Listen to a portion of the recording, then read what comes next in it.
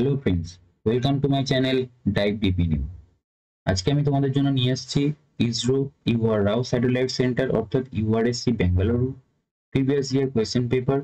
Exam date ছিল 3 নভেম্বর 2022। Post ছিল টেকনিশিয়ান বি আর ট্রেড হচ্ছে ইলেকট্রিশিয়ান। কোয়েশ্চেন ছিল 60 মার্কসের এবং টাইম ছিল 1.5 আওয়ার। তো শুরু করার আগে যদি তোমরা আমার এই চ্যানেলে নতুন হয়ে থাকো তাহলে চ্যানেলটিকে প্লিজ সাবস্ক্রাইব করে দিও। আর যদি ভিডিওটা ভালো লেগে থাকে, ভিডিওটা থেকে যদি তোমাদের হেল্প হয় তাহলে প্লিজ ভিডিওটাকে লাইক করে দিও। আর তোমাদের কাছে রিকোয়েস্ট রইল ভিডিওটা লাস্ট পর্যন্ত দেখার, সমস্ত কোয়েশ্চেনের অ্যানালিসিস বা সলিউশনগুলো দেখার। আশা করি তোমাদের হেল্প হবে। চলো শুরু করা যাক। Question number 1, which of the following is not the cable specification? এর মধ্যে কোনটা কেবলের স্পেসিফিকেশন নয়? দেখো কোশ্চেন অপশন 1 এ কি আছে? Voltage rating. দেখো একটা কেবল কোন ভোল্টেজ রেটিং পর্যন্ত আমরা ইউজ করতে পারবো, কোন ভোল্টেজ আপ টু কোন ভোল্টেজে আমরা ইউজ করতে পারবো সেটা আমাদের দেখা দরকার। কেননা একটা কেবলের যে ইনসুলেশন আছে এই ইনসুলেশনটা কত ভোল্টেজ পর্যন্ত সহ্য করতে পারে, তাই না? এটা আমাদের জানতে হবে। তো অবশ্যই সেখানে একটা ভোল্টেজ রেটিং দেওয়া থাকবে, তো সেটা হচ্ছে একটা কেবলের স্পেসিফিকেশন। কন্ডাক্টর মেটেরিয়াল, একটা কেবল সেটা কপারের তৈরি বা অ্যালুমিনিয়ামের তৈরি সেটা অবশ্যই জানতে হবে, কেননা কপার বা অ্যালুমিনিয়াম তার কারেন্ট ক্যারিং ক্যাপাসিটি রয়েছে, সেটাও আমাদের জানতে হবে, কারণ সেটাও একটা কেবল স্পেসিফিকেশন। নাম্বার অফ স্ট্র্যান্ড, দেখো একটা কেবল সিঙ্গেল স্ট্র্যান্ডেড না মাল্টি স্ট্র্যান্ডেড সেটাও কিন্তু আমাদের জানতে হবে। তো সেটা কিন্তু কেবল স্পেসিফিকেশনের মধ্যে পড়ে। কিন্তু ডাইইলেকট্রিক লস অর্থাৎ কেবলের যে ইনসুলেশন রয়েছে তার জন্য কতটা লস হবে এটা কিন্তু কোনো কেবলে লেখা থাকে না, বা সেটা আমাদের জেনেও কোনো লাভ নেই। তো এটা হচ্ছে কোনো কেবল স্পেসিফিকেশন নয়। রাইট আনসার হয়ে যাবে ডাইইলেকট্রিক লস। ঠিক আছে, next question number 2, with load on transformer reduce following losses are reduce. এর মধ্যে কোন লসটা ট্রান্সফরমারে যদি আমরা লোডকে রিডিউস করি অর্থাৎ লোড যদি কমাই তাহলে ট্রান্সফরমারের কোন লসটা কমবে? দেখো লোড যদি প্রথম কথা কমাই তাহলে আমাদের কি কমবে? তাহলে আমাদের আইএল অর্থাৎ লোড কারেন্ট কমে যাবে। তো লোড কারেন্ট যদি কমে যায় তাহলে কি হবে? আমাদের দেখো লোড কারেন্টের উপরে কোন লসটা ডিপেন্ড করে সেটা জানতে হবে। তো দেখো যদি আমরা এডি কারেন্ট লসের কথা বলি, তো এডি কারেন্ট লস কার উপরে ডিপেন্ড? তো এডি কারেন্ট লস হচ্ছে তোমার ভোল্টেজ অ্যান্ড ফ্রিকোয়েন্সি, এই দুটোর উপরে ডিপেন্ড করে। হিস্টেরেসিস লস, এটাও একই কথা। হিস্টেরেসিস লসও কিন্তু ভোল্টেজ অ্যান্ড ফ্রিকোয়েন্সির উপরে ডিপেন্ড করে। কেন না, দেখো যদি আমরা দেখি যে এডি কারেন্ট লসের ফর্মুলা কি ছিল? এডি কারেন্ট লসের ফর্মুলা হচ্ছে B max square F square T square into V. এটা হচ্ছে এডি কারেন্ট লসের ফর্মুলা। আর হিস্টেরেসিস লসের ফর্মুলা যদি আমরা একটু দেখি, B max to the power 1.6 into frequency into volume. তাহলে দেখো এই যে বি ম্যাক্স এটা কিন্তু ভোল্টেজ ডিপেন্ডেন্ট, অর্থাৎ ফ্লাক্স ডেন্সিটি কিন্তু ভোল্টেজের উপর ডিপেন্ড করে। অ্যান্ড ফ্রিকোয়েন্সি, দেখো আমি একটু আগেই বলেছি যে ফ্রিকোয়েন্সির উপরে ডিপেন্ড করে কিন্তু। আর এগুলো হচ্ছে থিকনেস অ্যান্ড ভলিউম। ঠিক আছে, তাহলে আমাদের ভোল্টেজ এবং ফ্রিকোয়েন্সির উপরে কিন্তু ডিপেন্ডেন্ট। বাট কপার লস কি, আমরা কপার লস কিভাবে ডিটারমাইন করি? তো কপার লস আমরা বলি সেটা হচ্ছে আই স্কোয়ার আর। তাহলে দেখো এই কপার লস কিন্তু কারেন্ট ডিপেন্ডেন্ট, অর্থাৎ এই যে আইএল এর কথা বলছি লোড কারেন্ট, তো লোড কারেন্ট যদি কমে এই আই এর পরিমাণ কমে যাবে। তো আই এর পরিমাণ কমে গেলে কিন্তু কপার লস কমে যাবে। তাহলে আমাদের রাইট আনসার হয়ে যাবে কপার লস। ওকে, নেক্সট দেখো বলেছে question number 3, ratio of the maximum energy stored to the energy dissipated. Maximum energy store মানে হচ্ছে কোথায় এনার্জি স্টোর হয় এবং কতটা এনার্জি লস হচ্ছে তার রেশিও জানতে চেয়েছে আমাদের কাছে। প্রথম কথা হচ্ছে যে কোথায় এনার্জি স্টোর হয়? এনার্জি স্টোর হয় একটা ইন্ডাকটিভ কয়েলে। তো প্রথম কথা, কয়েলের কথা যদি আমরা চিন্তা করি, কয়েলটা তো পুরো পিওর ইন্ডাকটিভ হতে পারে না, তাতে একটু পরিমাণ রেজিস্ট্যান্স থেকে যায়। তো দেখো, একটা কয়েল মানে হচ্ছে এল আর বা আর এল সার্কিট। ওকে, তো আর এল সার্কিট যদি হয়, একটা কয়েল কত ভালো এফেক্টিভনেস সেটা জানার জন্য কিন্তু আমাদের এই রেশিওটা জানতে হয়। তো এই রেশিওটা কি, একটা কয়েল কতটা এনার্জি স্টোর করতে পারে, কতটা এনার্জি স্টোর করতে পারে, তাহলে সেটাই হয়ে যাবে তার maximum max energy store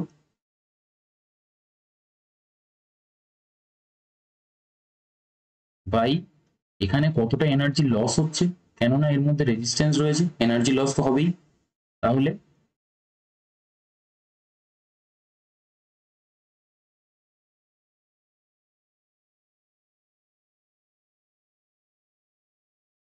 energy ডেসিপেটেড।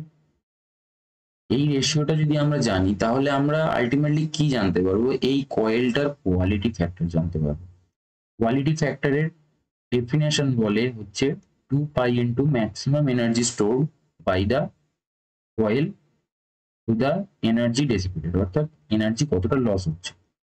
কেন, দেখো, যদি আমরা উপর নিচে যদি দেখো, যদি আমরা ডিটারমাইন করি ম্যাক্সিমাম এনার্জি স্টোর মানে যদি আমরা দেখি, তো এনার্জি এনার্জি মানে হচ্ছে I square into XL into T by I square into R into T. তো দেখো, উপর নিচে যদি কমন জিনিসগুলো কেটে যায়, তাহলে আমাদের কাছে কি পড়ে আছে, XL by R, and this is the quality factor. This is the quality factor. এটাকে যদি আমরা আরো একভাবে লিখি, আমরা লিখতে পারি reactive power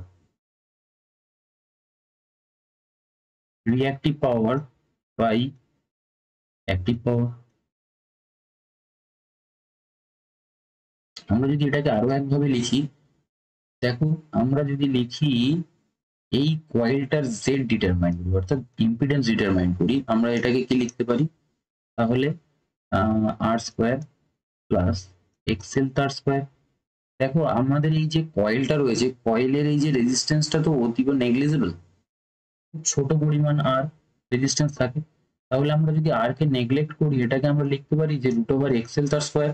actually Z equals to তখন আমরা হয়ে যাবে এক্সেল, যদি আর নেগলেক্ট করি, রেজিস্ট্যান্সকে নেগলেক্ট করি, তাহলে আমরা এটাকে আরো একভাবে লিখতে পারি জেড বাই আর, যদি কিনা আমরা আর কে নেগলেক্ট করি, যদি রেজিস্ট্যান্সকে নেগলেক্ট করি, তাহলে হয়ে যাবে জেড বাই আর। তো জেড বাই আর যদি হয়, তাহলে তুমি বলতে পারো কি, জেড বাই আর, দেখো আর বাই জেড মানে আমরা কি জানি, আর বাই জেড মানে আমরা জানি হচ্ছে power factor, R by Z মানে আমরা পাওয়ার ফ্যাক্টর জানি, তাহলে এটাকে আমরা বলতে পারি 1 বাই পাওয়ার ফ্যাক্টর। তাহলে দেখো কি এলো, quality factor equals to 1 by power factor, কখন না, যখন একদম নেগলিজেবল আর কে যদি আমরা নেগলেক্ট করি, তখনই কিন্তু আমরা বলতে পারবো quality factor equals to 1 by power factor, তার আগে নয়। কিন্তু আমাদের কোয়ালিটি ফ্যাক্টরের ফর্মুলা হচ্ছে কিন্তু এক্সএল বাই আর, বা তুমি বলতে পারো যে reactive power by active power, এটাও বলতে পারো, বা তার ডেফিনেশন অনুযায়ী তুমি এটা বলতে পারো maximum energy stored by energy dissipated. তো এখানে রাইট আনসার হয়ে যাবে quality factor. Okay, next question number 4, earthing for house wiring uses. দেখো, হাউস ওয়ারিং এ যে আমরা আর্থিং করি, তাতে আমরা কি ব্যবহার করি। তো প্রথম কথা হচ্ছে, হাউস ওয়ারিং এ যে আর্থিংটা আমরা করি, তার যেন রেজিস্ট্যান্স লেস দ্যান 1, অর্থাৎ অ্যাজ মিনিমাম অ্যাজ পসিবল, তাই না, অ্যাজ মিনিমাম অ্যাজ পসিবল। তো রেজিস্ট্যান্স কমাতে গেলে তুমি নিশ্চয়ই ব্যবহার করবে সল্ট। সল্ট হচ্ছে গুড কন্ডাক্টর, সল্ট ওয়াটার, তাই না, good conductor of electricity. And তার সাথে কিন্তু আমরা চারকোলও ব্যবহার করি টু রিডিউস দ্য রেজিস্ট্যান্স, তাই না। তো আমাদের রাইট আনসার হয়ে যাবে কোল এবং salt. Okay, next, minimum cross sectional area of copper wire use for light fan. Light and ফ্যানের জন্য আমরা কপার ওয়্যারের মিনিমাম ক্রস সেকশনাল এরিয়া কত। As per I rule, copper ওয়্যারের কিন্তু মিনিমাম ক্রস সেকশনাল এরিয়া হবে কিন্তু 1 mm স্কয়ার। ঠিক আছে, এখানে আর নতুন করে বলার কিছু নেই, informative question. Okay, next, function of a capacitor in a single phase induction motor. দেখো সিঙ্গেল ফেজ ইন্ডাকশন মোটরে আমরা ক্যাপাসিটর কেন ইউজ করি? সিঙ্গেল ফেজ ইন্ডাকশন মোটর প্রথম কথা আমাদের সেলফ স্টার্টেড না, তাই না? সেলফ স্টার্টিং নয়, নট সেলফ স্টার্টেড। তো সেখানে আমরা ক্যাপাসিটর ইউজ করেছিলাম সিঙ্গেল ফেজকে স্প্লিট করার জন্য। সিঙ্গেল ফেজকে স্প্লিট করার জন্য আমরা ক্যাপাসিটর ইউজ করেছিলাম, সিঙ্গেল ফেজকে স্প্লিট করে 90 ডিগ্রি তাদের ফেজ ডিসপ্লেসমেন্ট বানিয়েছিলাম ফর স্টার্টিং টর্ক প্রোভাইড করার জন্য, তাই না? অ্যাকচুয়ালি কি হয় এখানে আমাদের যে সিঙ্গেল ফেজটা রয়েছে সেইটা প্রোভাইড করার ফলে এখানে যে এনএসটা ক্রিয়েট হয়, এন অ্যান্ড এসটা ক্রিয়েট হয়, এই এনএসটা একটা ডাবল রিভলভিং ফিল্ড তৈরি করে, ডাবল রিভলভিং ফিল্ড তৈরি করে একটা টাইমে এখানে, দেন তোমার এখানে, দেন ঘুরে গিয়ে এখানে, ঠিক আছে? এই যে রিভলভিং ফিল্ড অর্থাৎ রোটেটিং ম্যাগনেটিক ফিল্ড ক্রিয়েট করার জন্য কিন্তু আমরা ফেজটাকে স্প্লিট করেছিলাম, 90 ডিগ্রি অ্যাঙ্গেলে স্প্লিট করেছিলাম তো ইউজিং আ ক্যাপাসিটর। ওকে, তাহলে এখানে রাইট আনসার হয়ে যাবে splitting of phase. Okay, next, variable register in a circuit is known as, variable register, variable রেজিস্টারকে আমরা বলতে পারি ভ্যারিস্টার। তো ভ্যারিস্টারকে আমরা আরো একটা নামে চিনি, সেটা হচ্ছে কি পোটেনশিওমিটার। ভেরিয়েবল রেজিস্টারকে আমরা আরো একটা নামে চিনি, সেটা হচ্ছে potentiometer. Okay, next, 4 point method of measure soil resistivity is also known as, দেখো 4 point soil resistivity test, তো এটা কি? একটা সয়েলের রেজিস্টিভিটি টেস্ট করা হয় কিভাবে? দেখো, চার 4 পয়েন্ট মেথড বলেছে, 4টে পয়েন্ট থাকবে, 4টে পয়েন্টকে, 4টে রডকে আমরা সমান দূরত্বে, 4টে রডকে সমান দূরত্বে সমান গভীরতায় সবাইকে মাটির তলাতে পুঁতে দিয়েছি। তো এদের মধ্যে ডিস্টেন্স ধরো সবারই,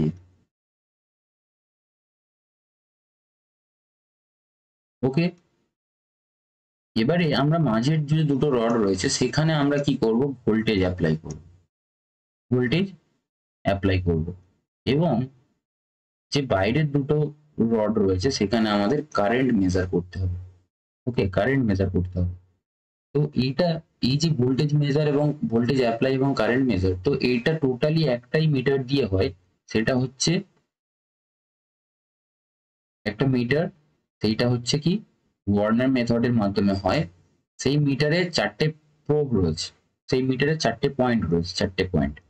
তো বাইরের দুটো কি বললাম, বাইরের দুটো হচ্ছে তোমার I1 অ্যান্ড I2 থাকবে, আর ভিতরে দুটো P1 অ্যান্ড P2। ওকে, এই P1 অ্যান্ড P2 তে কানেক্ট করে দিলে এই মিটার তোমাকে ডাইরেক্টলি রেজিস্ট্যান্স মেপে দেবে, ঠিক আছে? ডাইরেক্ট রেজিস্ট্যান্স মেপে দেবে, ঠিক আছে? এইভাবে কিন্তু ওয়ার্নার মেথড ইউজ করা হয়। তাহলে 4 পয়েন্ট সয়েল রেজিস্টিভিটি টেস্ট কিভাবে করা হয়, সেটা হচ্ছে ওয়ার্নার মেথড। এই টোটাল মেথডটার নাম হচ্ছে কি মেথড, ওয়ার্নার মেথড।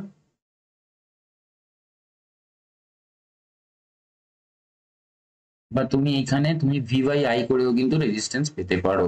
এই যে মেথডটা আমি দেখালাম, ভি বাই আই করে তুমি কিন্তু রেজিস্ট্যান্স পেতে পারো। সেইটাকে আমরা একটা মিটারে কানেক্ট করি, যা 4টে প্রোব রয়েছে সেই মিটারে কানেক্ট করার পরে কিন্তু তোমাকে রেজিস্ট্যান্স ডাইরেক্ট এখানে শো করে দেয়, রেজিস্ট্যান্স শো করে দেয়। ওকে, তো এই মেথডটার নাম হচ্ছে ওয়ার্নার মেথড, যেটা সয়েল রেজিস্টিভিটি টেস্ট করা হয়। ওকে, নেক্সট,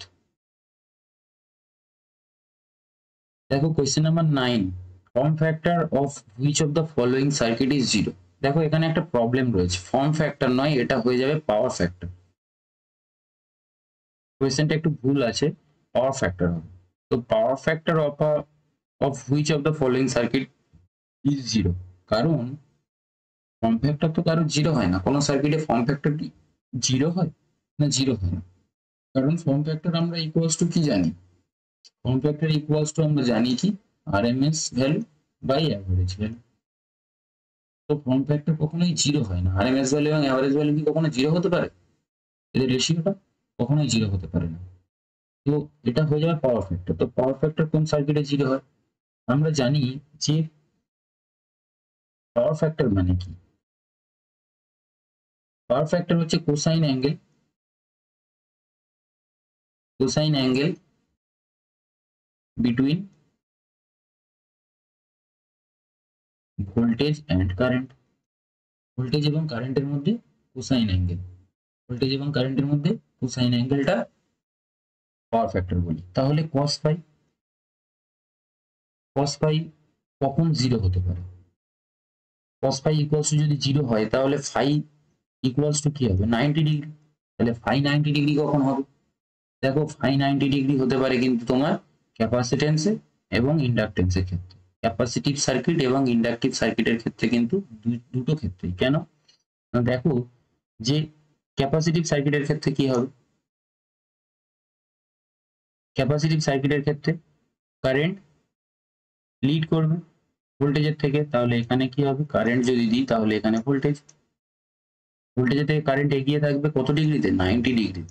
কেননা এই যে পাই 90, তবেই না আমাদের জিরো হবে। আর পিওর ক্যাপাসিটিভ সার্কিটে কিন্তু 90 ডিগ্রিতে কারেন্ট এগিয়ে থাকে।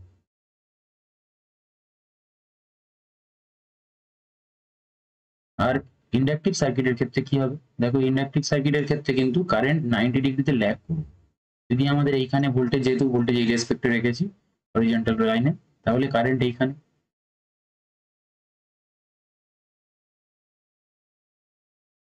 ঠিক আছে? তাহলে এটা হয়ে যাবে 90 ডিগ্রি। তাহলে দেখো এখানে হয়ে যাবে option D, both A and B, both A and B দুটো ক্ষেত্রেই কিন্তু জিরো হয়ে যাবে। Okay, next question number 10, non metallic conduit are made of. দেখো কন্ডিউট মানে হচ্ছে কনসিল ওয়্যারিং এর জন্য যে আমরা ইউজ করে থাকি পাইপ, সেই পাইপটা কিসের তৈরি? দেখো নন মেটালিক বলেছে, মেটাল নয়, তাহলে মেটাল নয়, পিভিসি পাইপ আমরা ইউজ করে থাকি কন্ডিউট ওয়্যারিং এর জন্য। আর কিন্তু ফাইবারেরও পাইপ হয়ে থাকে, ফাইবারেরও পাইপ হয়ে থাকে। তাহলে আমাদের কিন্তু এখানে অপশন হয়ে যাবে বোথ এ এন্ড বি। তাহলে both A and B, fibre এবং পিভিসি দুটোরই কিন্তু কন্ডিউট হয়ে থাকে আমাদের। ঠিক আছে, next question number 11, the speed of rotor of a induction motor. একটা ইন্ডাকশন মোটরে যে স্পিডটা রয়েছে, রোটর স্পিড, রোটর স্পিডটা কেমন হয়ে থাকে? দেখো same as the synchronous speed, না same as the synchronous speed তো সিঙ্ক্রোনাস মোটরে,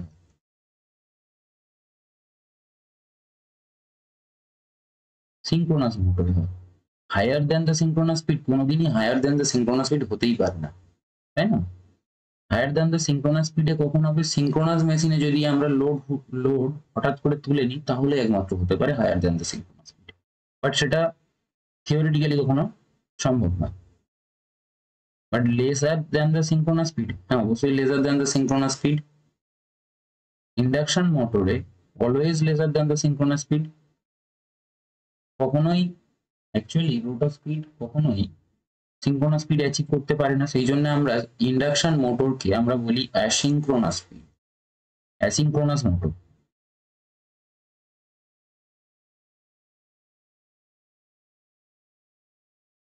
অ্যাসিঙ্ক্রোনাস মোটর, তাই না? দেখো অলওয়েজ কিন্তু এনএস এর থেকে এনআর কিন্তু ছোট হবে, সিঙ্ক্রোনাস স্পিডের থেকে কিন্তু রোটর স্পিড অলওয়েজ কম হবে। ঠিক আছে, তাহলে এখানে রাইট আনসার কি হয়ে যাবে? Laser than the synchronous speed. Next, candela is the unit of, candela is the unit of. দেখো লুমিনাস ফ্লাক্স, এটা নয়, লুমিনাস ফ্লাক্সের ইউনিট কি? লুমেন। আর লুমিনাস ইন্টেন্সিটি, এটা হয়ে যাবে কিন্তু ক্যান্ডেলা, ক্যান্ডেলা। তাহলে এখানে রাইট আনসার হয়ে যাবে লুমিনাস ইন্টেন্সিটি। ওকে, লুমিনাস ইন্টেন্সিটি, কারণ লুমিনাস ফ্লাক্সের ইউনিট কি? Lumen. Okay, next question number 13, select the correct option from the following with the reference to resistivity। আচ্ছা রেজিস্টিভিটি অনুযায়ী মেটেরিয়াল, যে মেটেরিয়াল গুলো দেওয়া আছে সেটাকে অ্যাসেন্ডিং অর্ডারে সাজাতে হবে। অ্যাসেন্ডিং অর্ডারে সাজাতে হবে মানে ক্রমে ক্রমে বর্ধমান, অর্থাৎ ধীরে ধীরে বাড়া, সেটাকে আমরা অ্যাসেন্ডিং অর্ডার বলি। তাহলে যাকে ফার্স্টে রাখা হয়েছে তার যেন সব থেকে কম হয়, তার মানে কম থেকে বেশি। অ্যাসেন্ডিং অর্ডার মানে কি কম থেকে বেশি। ওকে, তো তাহলে সব থেকে কম কার? রেজিস্টিভিটি সব থেকে কম, যার কন্ডাক্টিভিটি সব থেকে ভালো, তাই না? তাহলে সব থেকে কন্ডাক্টিভিটি ভালো কার? সিলভারের। তাহলে সিলভারের সব থেকে ভালো, তারপরে কপার, তারপরে অ্যালুমিনিয়াম, তারপরে টাংস্টেন। তাহলে এখানে রাইট আনসার কোনটা হয়ে যাবে? সিলভার। সিলভার থেকে যেটা শুরু, কারণ সিলভারের সব থেকে রেজিস্টিভিটি কম, আমাদের বলেছে কম থেকে বেশি সাজাতে, তাহলে সিলভারের সব থেকে কম, তারপরে কপার, কারণ একটাই অপশন থেকে আমরা বুঝে যাচ্ছি যে সিলভারের সব থেকে কম, তাহলে এই অপশনটাই অ্যাকচুয়ালি সিলভারের কম, তারপরে কিন্তু কন্ডাক্টিভিটি অনুযায়ী কপার রয়েছে, তাহলে রেজিস্টিভিটি অনুযায়ী এটা হবে অ্যালুমিনিয়াম, কপারের পরে টাংস্টেন, আরো রেজিস্টিভিটি বেশি। ওকে, তাহলে অপশন বি হয়ে যাবে right answer.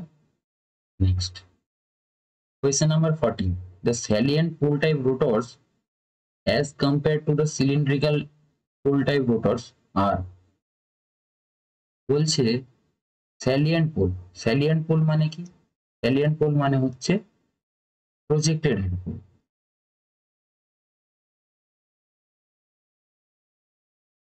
Projected head pole. আর সিলিন্ড্রিক্যাল মানে হচ্ছে কিন্তু নন স্যালিয়েন্ট। ঠিক আছে, নন নন স্যালিয়েন্ট। দেখো প্রজেক্টেড হেড পোল কেমন দেখতে হয়? প্রজেক্টেড হেড পোল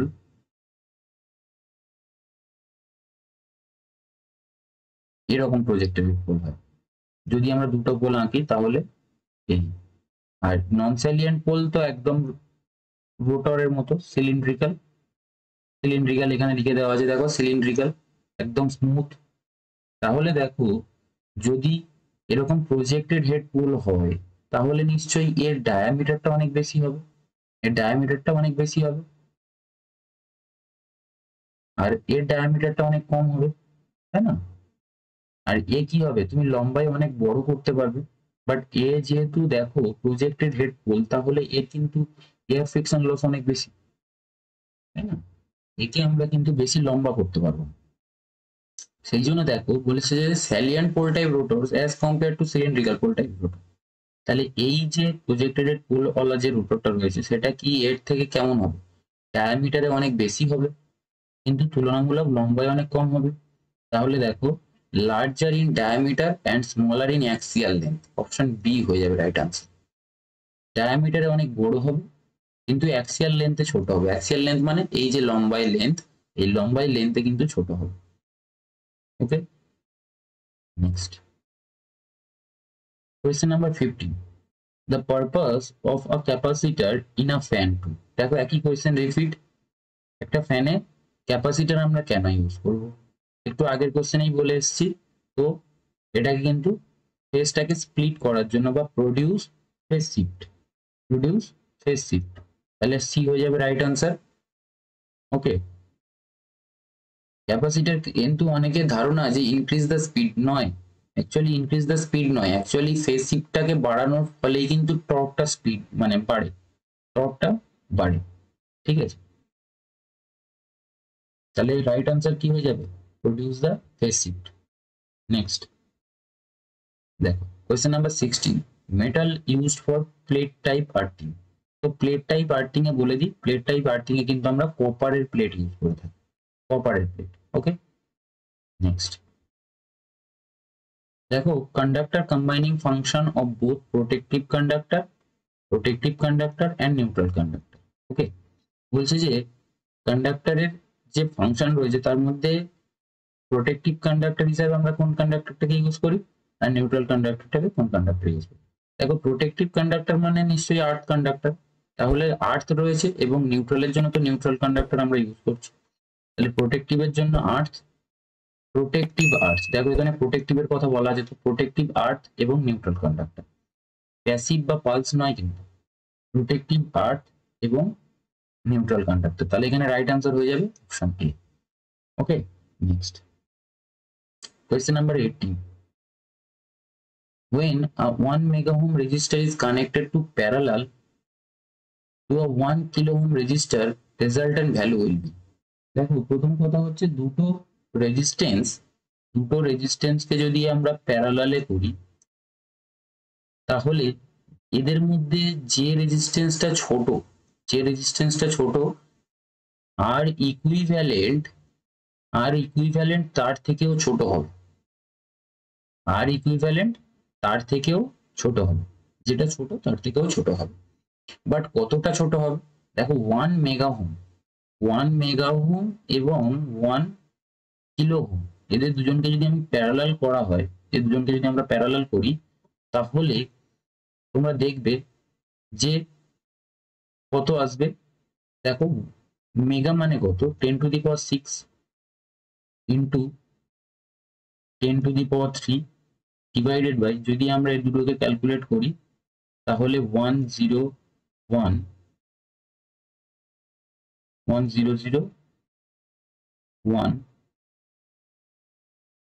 ইন্টু 10⁻³ আসে। তো এই দুটোকে ক্যালকুলেট করো, দেখবে 999 পয়েন্ট সামথিং আসবে। ঠিক আছে, তাহলে নিয়ার টু কি? নিয়ার টু 1 কিলো ওহম, কারণ 1 কিলো ওহম সব থেকে ছোট, এদের দুজনের মধ্যে ছোট, তাহলে নিয়ার টু 1 কিলো ওহম আসবে। ওকে, 99 পয়েন্ট সামথিং আসবে। ওকে, 999। তো তাহলে এখানে রাইট আনসার হয়ে যাবে near to 1 kilo ohm. Next question number 19, when a three phase system is balanced, যদি একটা থ্রি ফেজ সিস্টেম ব্যালেন্স হয় তাহলে আমাদের নিউট্রাল ওয়্যার দিয়ে কত কারেন্ট ফ্লো হবে? যদি বলে দিই যে যদি সিস্টেম ব্যালেন্স হয় তাহলে নিউট্রাল দিয়ে কোনো কারেন্ট ফ্লো হবে না। ওকে, যদি সিস্টেম আনব্যালেন্স হয় তাহলে যে আনব্যালেন্সের জন্য যে আনব্যালেন্স কারেন্ট রয়েছে, সেই আনব্যালেন্স কারেন্টটা কিন্তু নিউট্রাল দিয়ে সিস্টেমে ব্যাক করবে। ওকে, তাহলে এখানে বলে দিয়েছে যেহেতু সিস্টেম ব্যালেন্স তাহলে নিউট্রাল ওয়্যার দিয়ে কিন্তু কোনো কারেন্ট ফ্লো হবে না, নো কারেন্ট। রাইট আনসার হয়ে যাবে নো কারেন্ট। অর্থাৎ যদি আমরা একটু এক্সপ্লেন করি, দেখো এই একটা ধরো আমাদের সিস্টেম রয়েছে স্টার কানেক্টেড, তো এখানে কি রয়েছে, এটা হচ্ছে নিউট্রাল, এটা ধরো আর, এটা ধরো ওয়াই, এটা বি।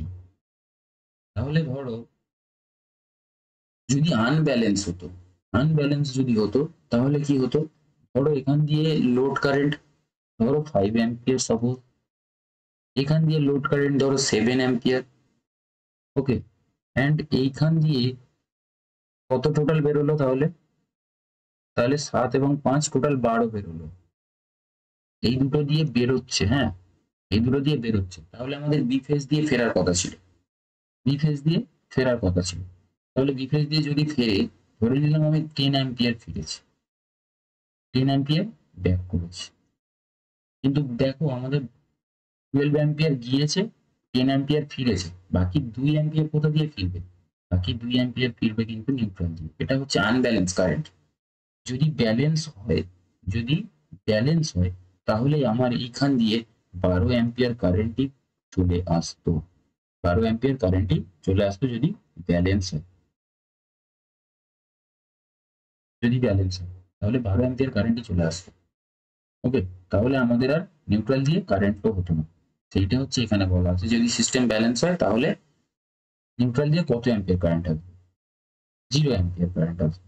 ওকে, কোনো কারেন্টই ফ্লো হবে না। Next question number 20, by laminating core of transformer we reduce। দেখো কোরকে আমরা কেন ল্যামিনেট করি?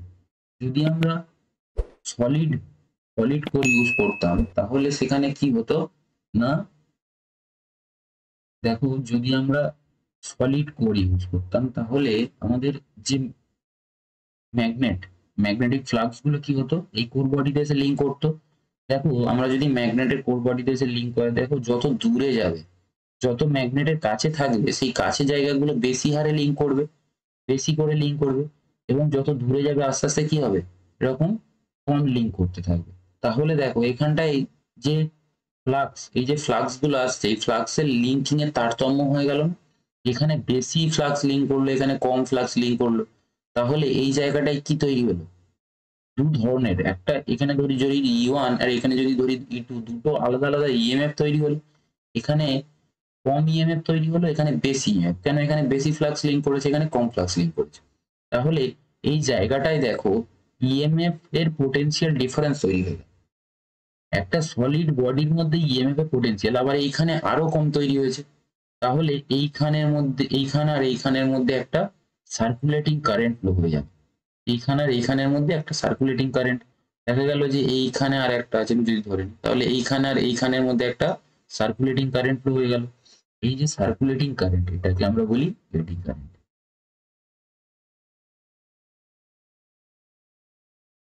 সার্কুলেটিং কারেন্টকে কি বলি আমরা? Eddy current. তো এডি কারেন্টকে রিডিউস করার জন্য আমরা এটাকে কি করলাম, পাতলা পাতলা শীটে কাটলাম, যেটাকে আমরা বলছি ল্যামিনেট করা। এরকম পাতলা পাতলা শীটে কেটে দিলাম, তাহলে কি হবে, এদের মাঝখানে রেজিস্ট্যান্স বেড়ে গেল, সেইগুলোর মাঝখানে রেজিস্ট্যান্স বেড়ে গেল, এই যেটা সলিড বডি রইল না।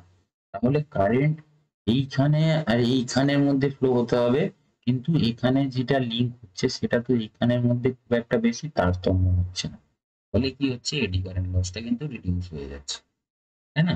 অ্যাকচুয়ালি আমাদের দেখবে এডি কারেন্ট লসের থিকনেস রয়েছে। কেন? এডি কারেন্ট লসের ফর্মুলা কি বলে? এডি কারেন্ট লসের ফর্মুলা হচ্ছে বি ম্যাক্স তার square frequency square T square into volume.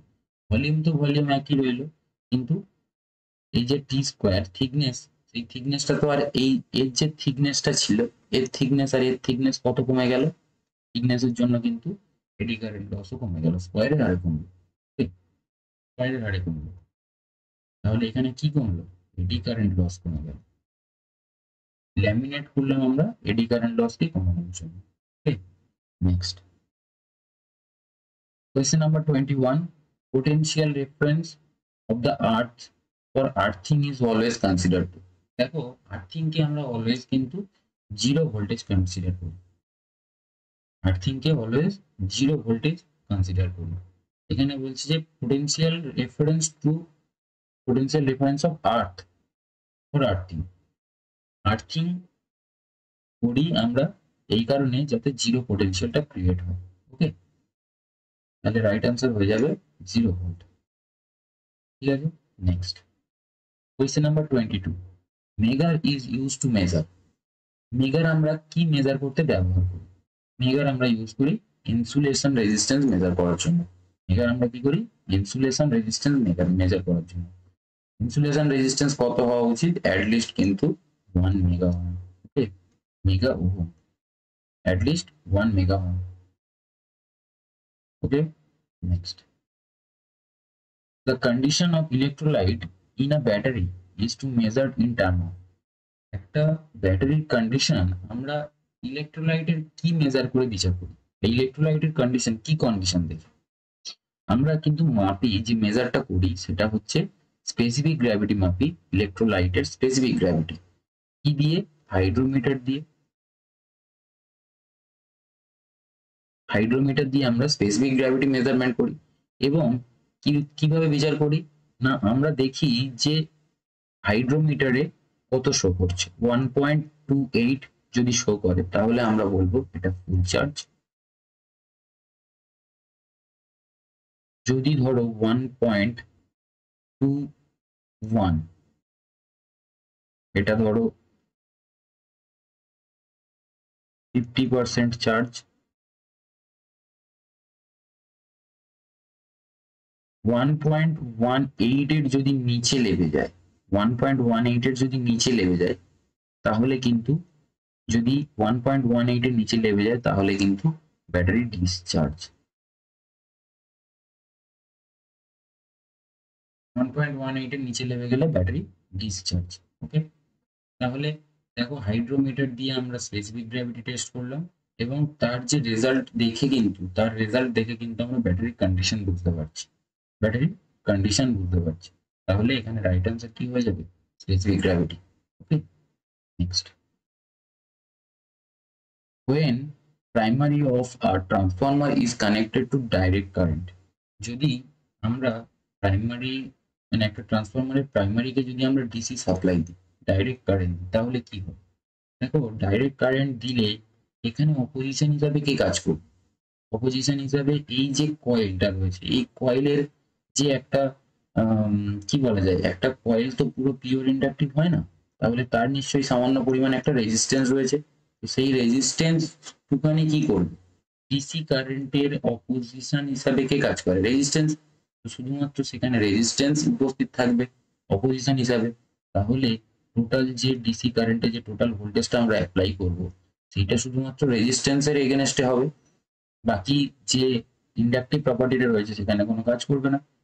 ওকে, তাহলে কি হবে, যে কারেন্টের পরিমাণ প্রচুর পরিমাণে বেড়ে যাবে, কারেন্টের পরিমাণ প্রচুর পরিমাণে বেড়ে যাবে। তাহলে এখানে দেখো অপশনে কি বলেছে, যে প্রাইমারি মে ড্র আ হেভি কারেন্ট, প্রাইমারি মে ড্র আ হেভি কারেন্ট। কেন, এখানে অপোজিশন হিসেবে কে আছে, অনলি রেজিস্ট্যান্স, সেই জন্য কিন্তু হেভি কারেন্ট ড্র করবে। বুঝে গেল? নেক্সট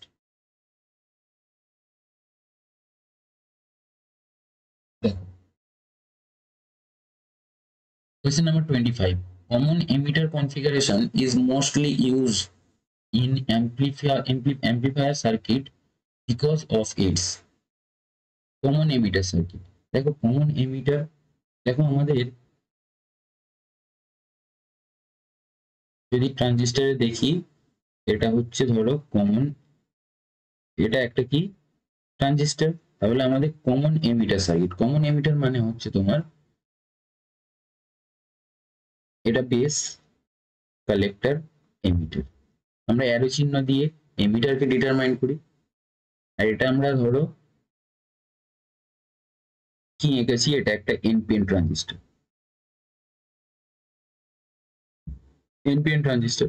তো দেখো আমরা সবসময় কি করি, base emitter forward, base emitter forward bias, base emitter কি করব আমরা, ফরওয়ার্ড বায়াস দেবো। আর কালেক্টর এমিটার সবসময় নেগেটিভ, কালেক্টরে সবসময় রিভার্স বায়াস। তো কালেক্টরের নেগেটিভ যদি আমরা দিই, কালেক্টরে যদি আমরা কি দিই, পজিটিভ দেবো, যেহেতু রিভার্স বায়াস আমাদের রাখতে হবে। তো দেখো আমরা এটাকে দিয়েছি, তাহলে যদি এটা রিভার্স বায়াসে থাকে, এমিটার টু কালেক্টর যদি রিভার্স বায়াসে থাকে, তাহলে এই যে আউটপুট রেজিস্ট্যান্স এটা high, output resistance high into input resistance, দেখো ইনপুট রেজিস্ট্যান্স কিন্তু লো, ইনপুট রেজিস্ট্যান্স কিন্তু মিডিয়াম, যেটা হচ্ছে কমন বেসের ক্ষেত্রে, কমন বেসের ক্ষেত্রে কিন্তু লো, কমন কালেক্টর, এই কি common emitter, sorry common emitter, common এমিটারের ক্ষেত্রে,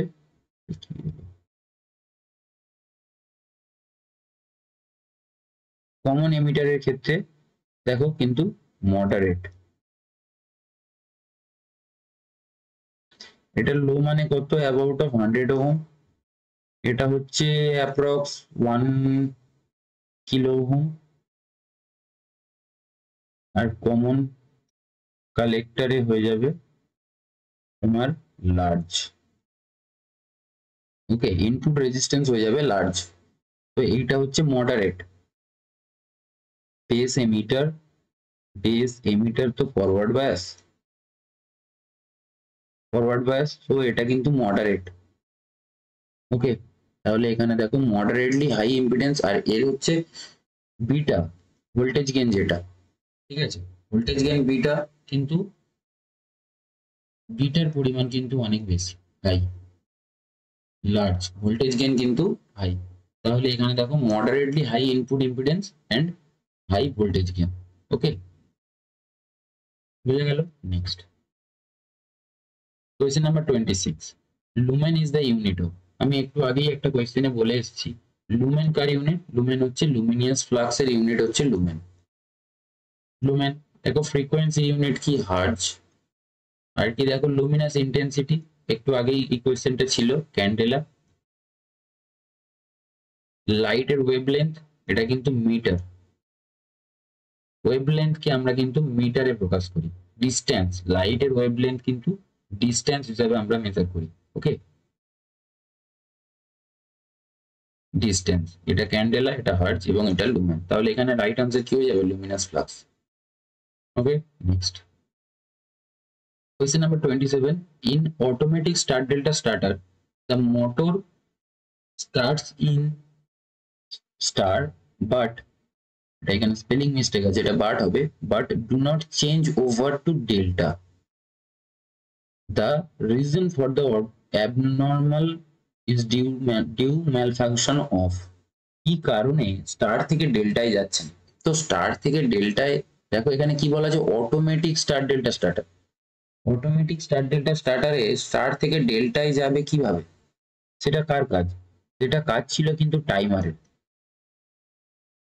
টাইমারের টাইমারের কাজ ছিল কিন্তু একটা নির্দিষ্ট টাইমের পরে স্টার থেকে ডেল্টা কন্ট্যাক্টরকে অন করা, স্টার কন্ট্যাক্টরকে অফ করিয়ে ডেল্টা কন্ট্যাক্টরকে অন করা, এটা কিন্তু টাইমারের কাজ ছিল।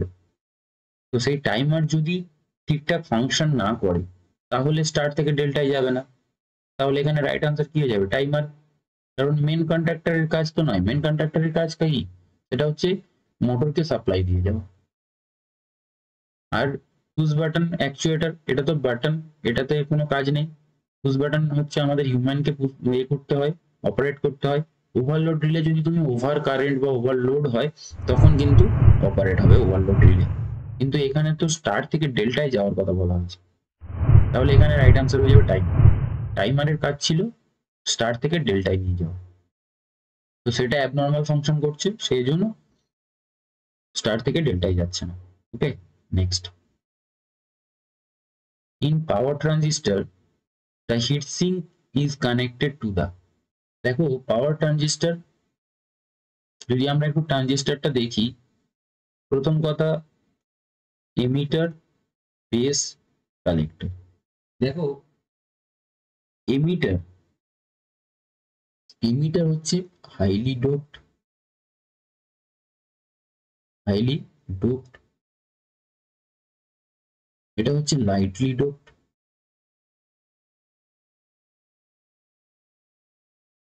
আর কালেক্টর কি, কালেক্টর হচ্ছে মডারেটলি ডোপড।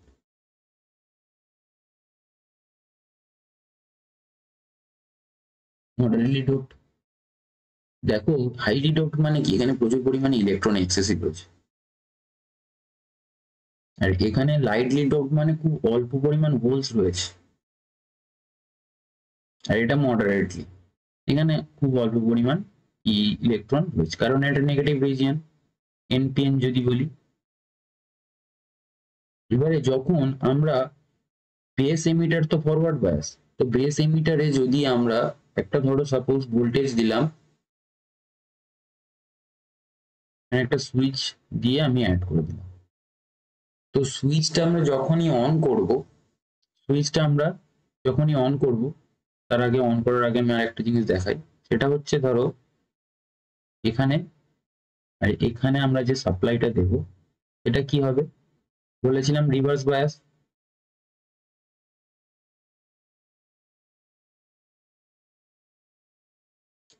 এটা নেগেটিভ রিজিয়ন, সো পজিটিভ দিতে হবে আমাদের, পজিটিভ দিতে হবে।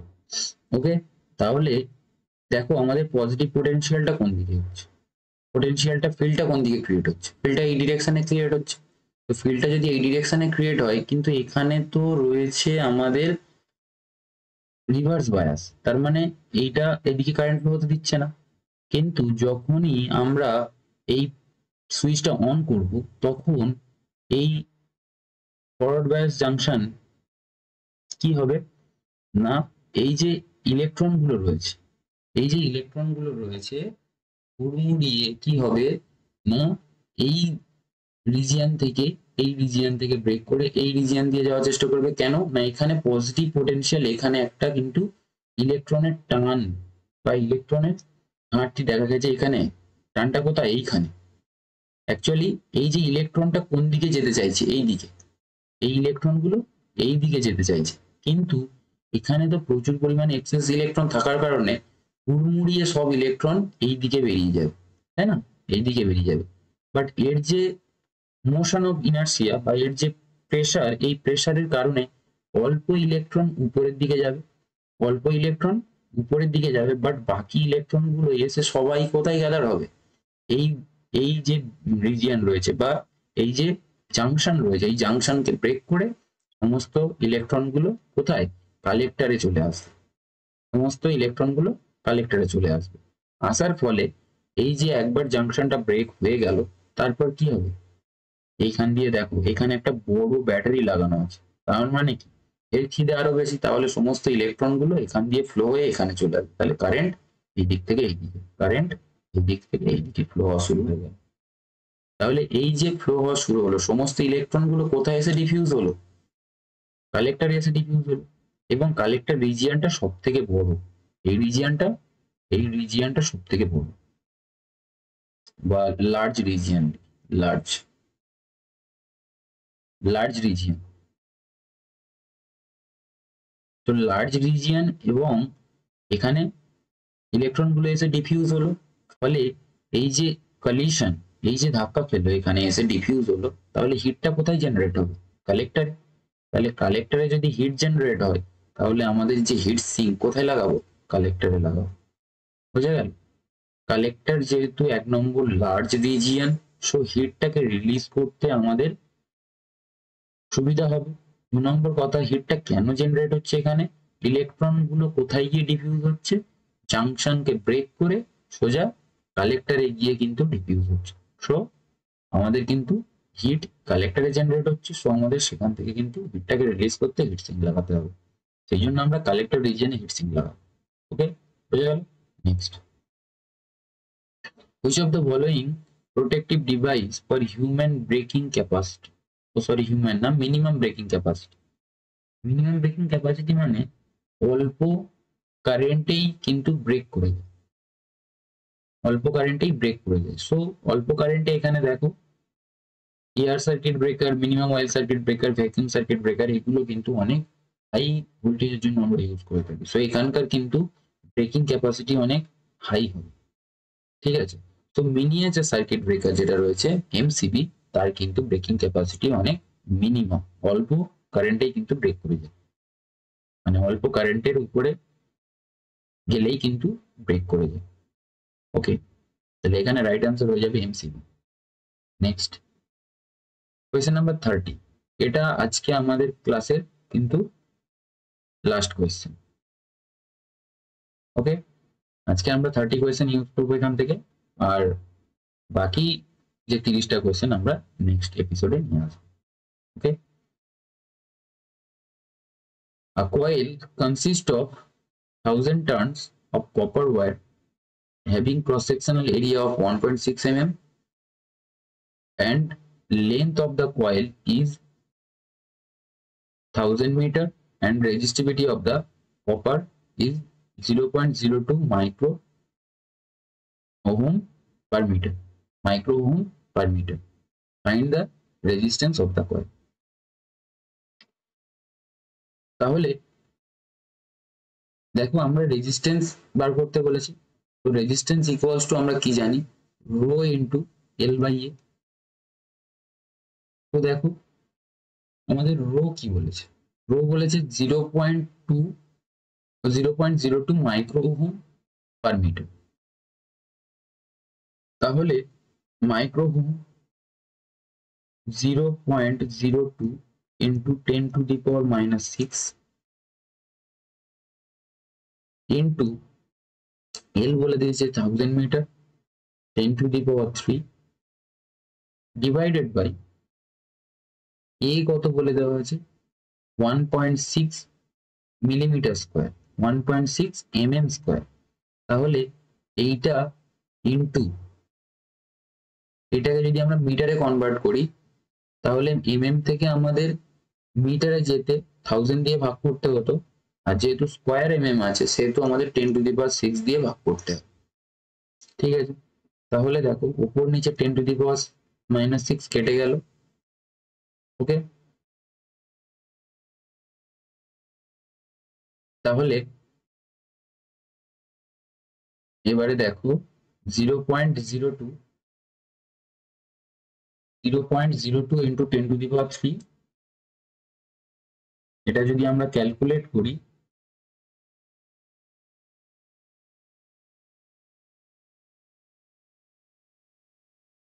তাহলে উপরে আসছে 20, নিচে কত? 1.6।